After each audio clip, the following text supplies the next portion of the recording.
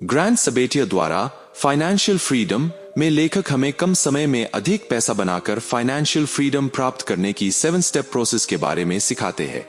तो अगर आप कम समय में ज्यादा पैसे कमाने की कला सीखना चाहते हैं तो यह किताब सिर्फ आपके लिए ही बनी है। आज हम बात करने वाले हैं फाइनेंशियल फ्रीडम किताब के बारे में, जिसे ग्रैंड सबेटिया ने लिखा है। इस बुक में ऑथर हमें कम समय में ज्यादा पैसे कमाकर फाइनेंशियल फ्रीडम हासिल करने के लिए 7 स्टेप्स प्रोसेस के बारे में सिखाते हैं, ताकि आप कम समय में ज्यादा पैसे कमा पाएं। कैसे मैंने 5 साल में $2 से $1 मिलियन कमाए। यहाँ ऑथर हमें ये दिखाते हैं कि कैसे उन्होंने इन 7 स्टेप्स को फॉलो करके $2 से 5 साल के अंदर $1 मिलियन की नेटवर्थ बनाई। स्टेप 1, आपका नंबर क्या है। आपको फाइनेंशियली फ्री होने के लिए कितने पैसों की जरूरत है, इसका पता करें। स्टेप 2, कैलकुलेट करें कि आप आज कहाँ है। इसकी कैलकुलेशन के लिए आप अपनी नेटवर्थ कैलकुलेट कर सकते हैं। स्टेप 3, कंसिस्टेंटली मनी के बारे में अपनी थिंकिंग को अपडेट करते रहे। स्टेप्स 4, ज्यादा खर्च करने का बजट बनाने के लिए मैक्सिमम सेविंग और इन्वेस्टमेंट करने की प्लानिंग करें। स्टेप 5, 9 से 5 से बाहर निकलने की कोशिश करें और इसकी प्लानिंग करें। Step 6, profitable side business start करें और अपनी इनकम सोर्सेज को डाइवर्सिफाई करें। ज्यादातर लोग ऐसा नहीं करते हैं, बल्कि वो अपने साइड टाइम को किसी और के लिए जॉब करने में लगा देते हैं या बर्बाद कर देते हैं। स्टेप 7, जितना जल्दी हो सके इन्वेस्टमेंट स्टार्ट करें और जितना ज्यादा हो सके उतना करें, क्योंकि जब आप पैसे को इन्वेस्ट करेंगे तो आपका पैसा ज्यादा पैसा बनाएगा और एक समय पर जॉब पर बिना अपना समय ट्रेड किए आप फ्रीली अपनी इन्वेस्टमेंट के जरिए पैसे कमा सकेंगे। समय पैसों से ज्यादा मूल्यवान है। आपको जल्दी रिटायर होना चाहिए और आप कैसे जल्दी रिटायर हो सकते हैं। इस अध्याय में ऑथर बताते हैं कि पैसा अनलिमिटेड है और समय लिमिटेड है, तो अपना समय बर्बाद न करें। ऑथर बताते हैं कि एक एवरेज पर्सन के पास अपनी अडल्ट लाइफ में सिर्फ 25,000 दिन होते अडल्ट लाइफ जीने के लिए, और यही इस बुक का पर्पस भी है कि हमें ऑथर जल्द से जल्द रिटायर होने में मदद कर सके, ताकि हम अपनी जवानी का मजा ले सके। यहाँ पर रिटायरमेंट का मतलब यह नहीं है कि आपको कभी काम नहीं करना पड़ेगा, बल्कि यह है कि आपको पैसे के लिए कभी काम नहीं करना पड़ेगा। इसी पर्पस के लिए ऑथर हमें रिटायर होने वाले ट्रेडिशनल तरीकों की बजाय नए इंफॉर्मेशन वर्ल्ड की अपॉर्चुनिटीज का फायदा उठाते हुए जल्दी रिटायरमेंट प्लानिंग करने की सलाह देते हैं। क्योंकि ट्रेडिशनल रिटायरमेंट प्लान में 3 समस्या होती है। सबसे पहली कि यह हर किसी के लिए काम नहीं करता। दूसरी यह कि ट्रेडिशनल रिटायरमेंट प्लानिंग में लगभग पूरी अडल्ट लाइफ बीत जाती है, तब कहीं जाकर आप 60 से 65 की एज में रिटायर होते हैं।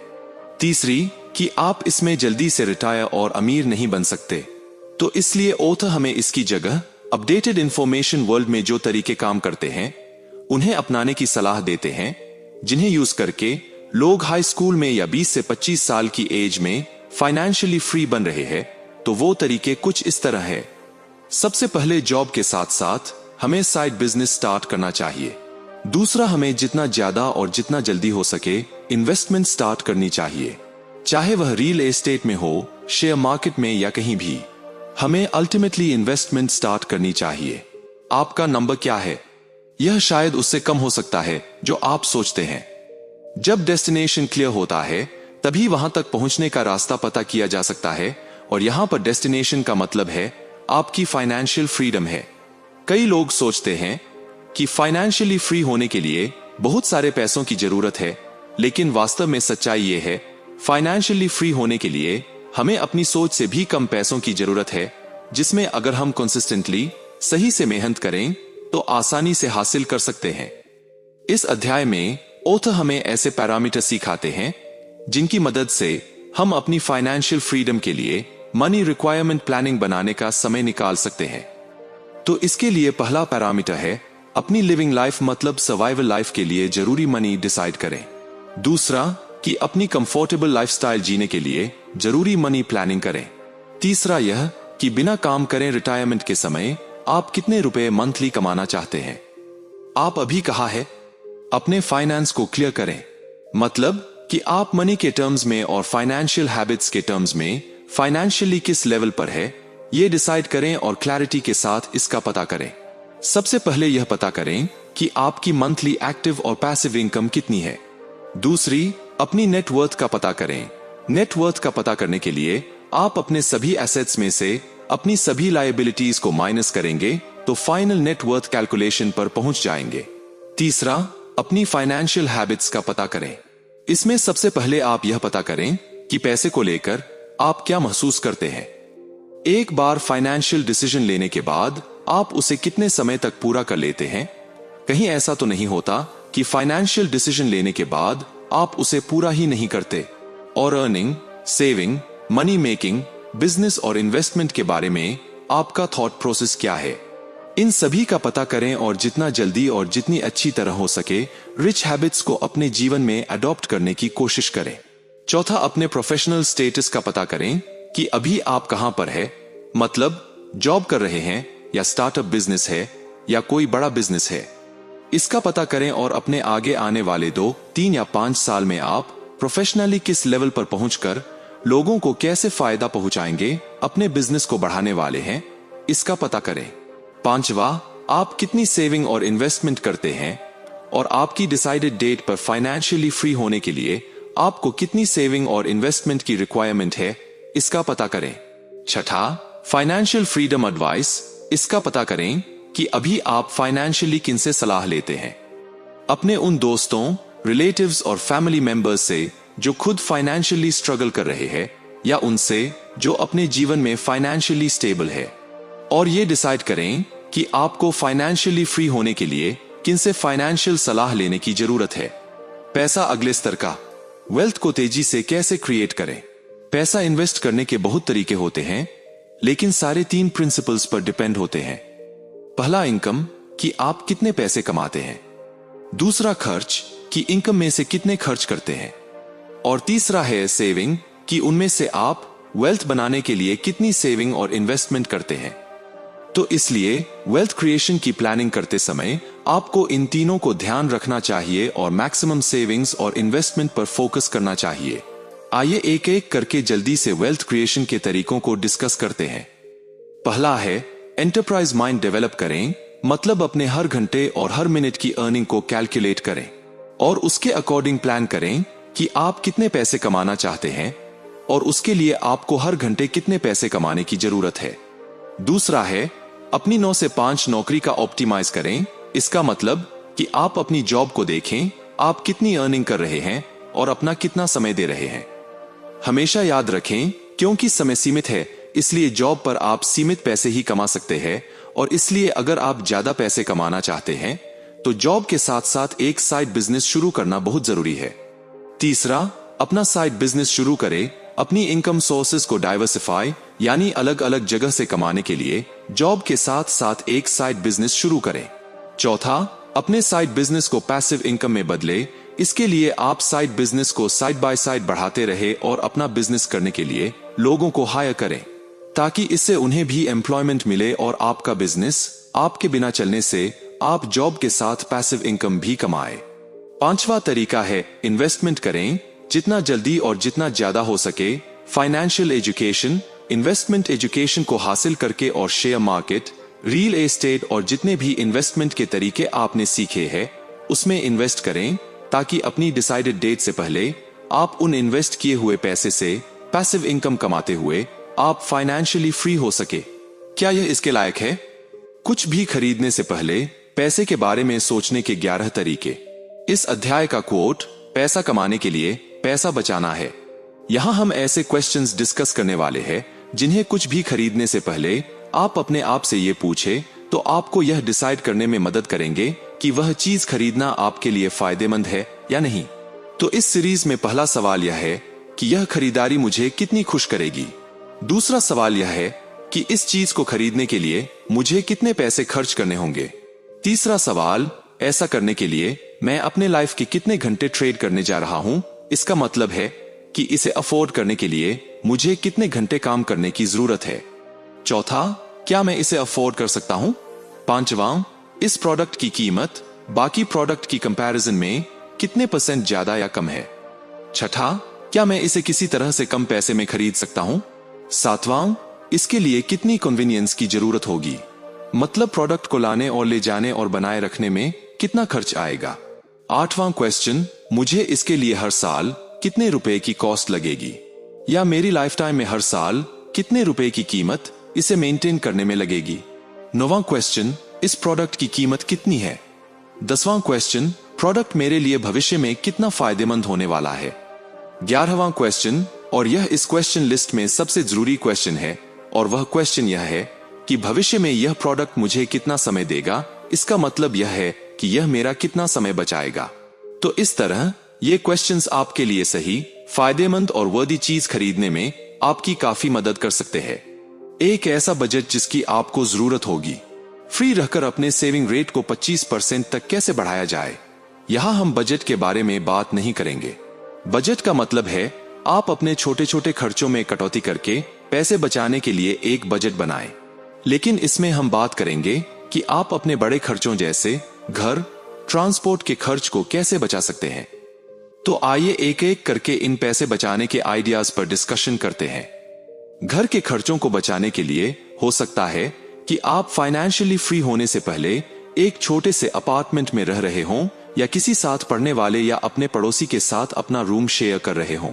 कुछ लोग ऐसे होते हैं जो चाहते हैं कि कोई उनके घर की देखभाल करें और बदले में वो रहने के लिए एक कमरे का यूज करेंगे, इसलिए ऐसा घर पाकर आप वहां फ्री में रह सकते हैं। रहने के खर्च को कम करने के लिए आप एक 2 या 3 बेडरूम का अपार्टमेंट किराए पर ले सकते हैं और उनमें से सिर्फ एक में रह सकते हैं, बाकी 2 आप किसी और को किराए पर दे सकते हैं। आने वाले पैसे से आप उसका किराया देकर एक तरह से फ्री में रह सकते हैं और शायद कुछ ज्यादा भी कमा सकते हैं।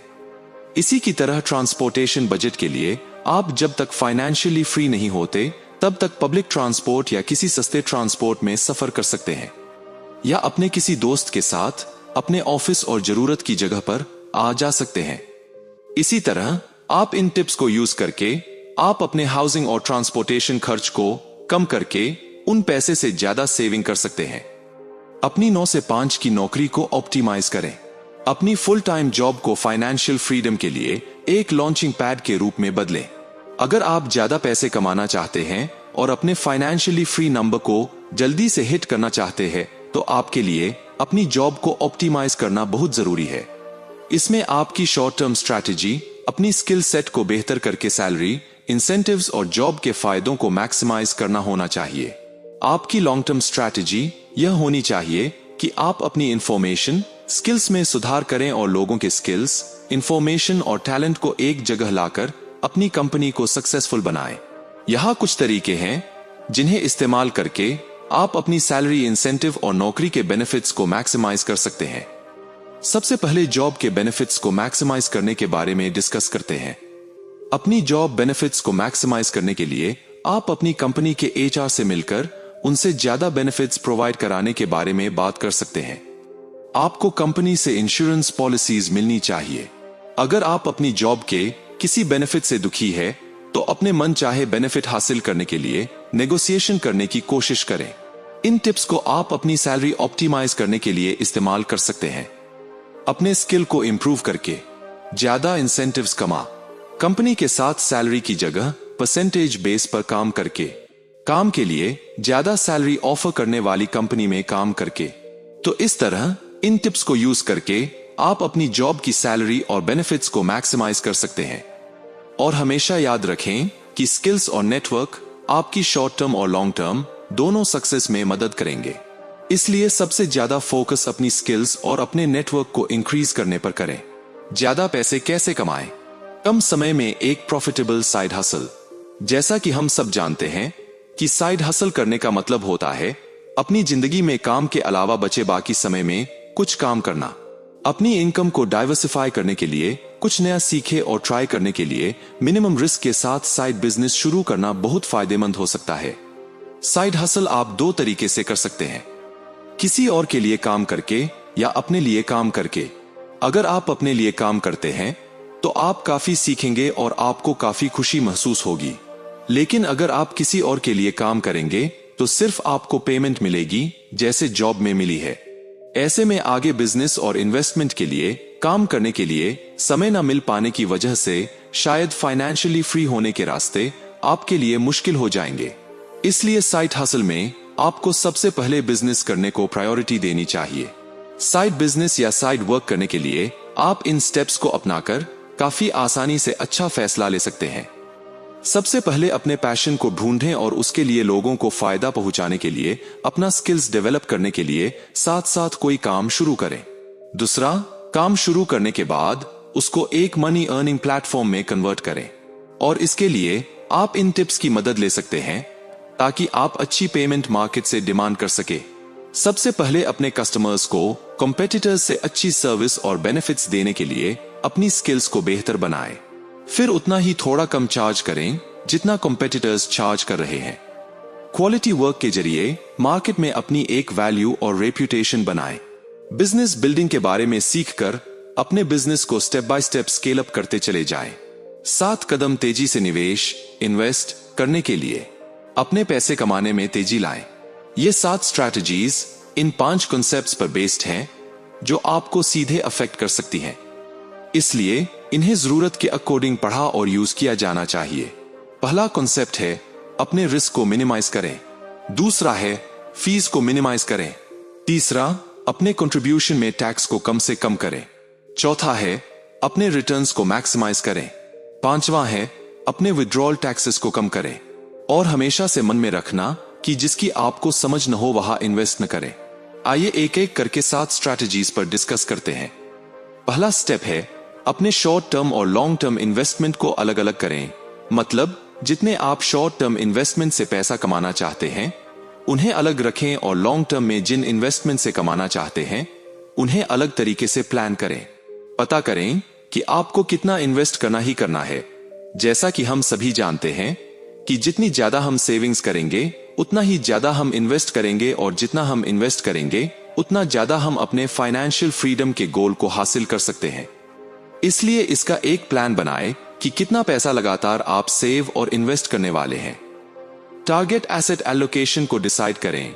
मतलब आप अपनी इन्वेस्टमेंट इनकम में से कितने % इनकम को किस जगह, मतलब stock, bonds, real estate, business आदि में इन्वेस्ट करने वाले हैं, इसकी प्लानिंग करें। अपना इन्वेस्टमेंट इवैल्यूएट करें। मतलब डिफरेंट सेक्टर्स में इन्वेस्ट करने के लिए लगने वाली फीस को सही से इवैल्यूएट करने की कोशिश करें ताकि मिनिमम फीस को भरना पड़े। सही इन्वेस्टमेंट को चुनें। इन्वेस्टमेंट करते समय 2 बातों का ध्यान रखें। सबसे पहले आपकी मनी सिक्योर रहे, और दूसरा आपके टारगेट डेट तक इतने पैसे बढ़ाने की संभावना ज्यादा हो जितने आप चाहते हैं। अपने टैक्स एडवांटेज अकाउंट को मैक्सिमाइज करें। टैक्सेस आपके फ्यूचर इन्वेस्टमेंट अर्निंग का बहुत बड़ा हिस्सा ले सकता है, इसलिए जरूरत है कि टैक्स को शुरू से ही मिनिमाइज करने की प्लानिंग की जाए। इसके लिए आप tax free contribution investment account खुलवा कर ऐसा कर सकते हैं जिसमें आपको इन्वेस्टमेंट के समय टैक्स नहीं देना होता। टैक्सेबल अकाउंट से इन्वेस्ट करें।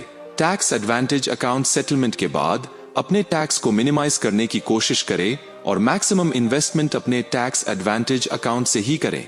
रियल एस्टेट इन्वेस्टिंग में $10,000 को लाखों में कैसे बदले। रियल एस्टेट इन्वेस्टिंग आपकी अर्निंग पोर्टफोलियो में डाइवर्सिफाई लाने का एक बहुत अच्छा जरिया है, और रियल एस्टेट बाकी सेविंग जैसे स्टॉक, शेयर मार्केट या बॉन्ड, इन सब की तुलना में काफी सेफ और प्रॉफिटेबल है। रियल एस्टेट में इन्वेस्ट करने के 3 तरीके होते हैं। आप प्रॉपर्टी को खरीद और बेचकर पैसे कमा सकते हैं। कम कीमत में प्रॉपर्टी खरीदकर उस प्रॉपर्टी को एक बेहतर घर में बदल के उसे ज्यादा पैसों में बेचकर पैसे कमा सकते हैं। आप प्रॉपर्टी खरीद सकते हैं और इसे लॉन्ग टर्म के लिए रख सकते हैं, और बाद में कीमत बढ़ने पर आप इसे बेचकर पैसे कमा सकते हैं। यह 9 टिप्स आपको एक प्रॉफिटेबल प्रॉपर्टी पता करने में मददगार रहेंगे। एक रियल एस्टेट इन्वेस्टमेंट क्राइटेरिया को डेवलप करके उसका पालन करें। 2 एक बजट सेट करें और प्री अप्रूव्ड होम लोन ले लें। 3 ज्यादा से किराया और पॉजिटिव कैश फ्लो देने वाली प्रॉपर्टीज का पता करें। 4 रियल्टर या प्रॉपर्टी एजेंट्स को ढूंढें जो आपकी प्रॉपर्टी को मेंटेन करने में काफी मेहनत करे। 5 जैसे ही प्रॉफिटेबल प्रॉपर्टी देखें तुरंत जल्दी से जल्दी मौका मिलते ही उसे खरीद ले। 6 कम कीमत में बिकने वाली प्रॉपर्टीज को ढूंढते रहे। 7 अपने आसपास के प्रॉपर्टीज को देखते रहे। 8 एक्सपीरियंस प्रॉपर्टी होम मैनेजर का पता लगाए।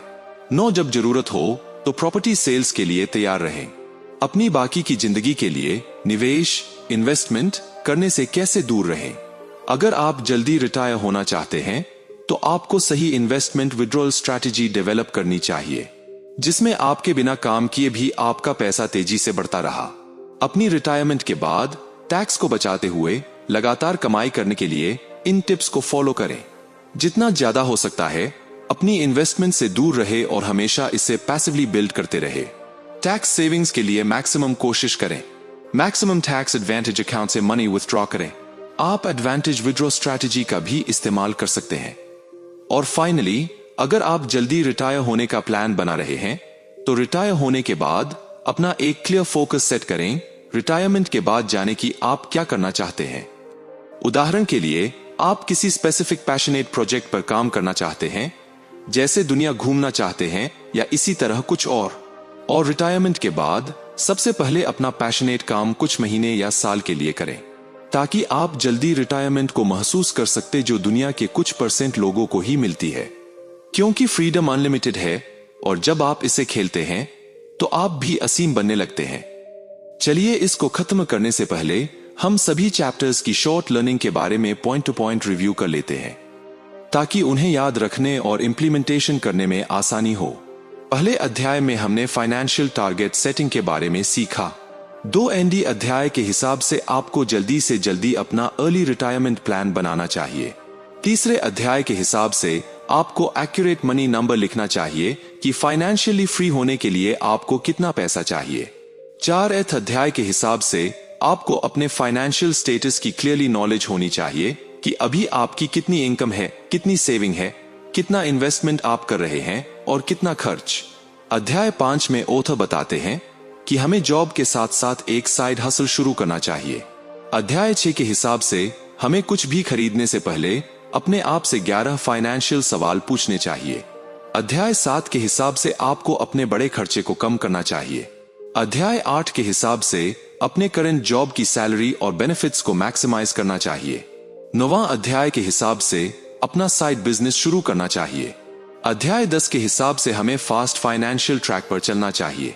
11वां अध्याय में हमने सीखा कि हमें रियल एस्टेट में भी इन्वेस्टमेंट करना चाहिए।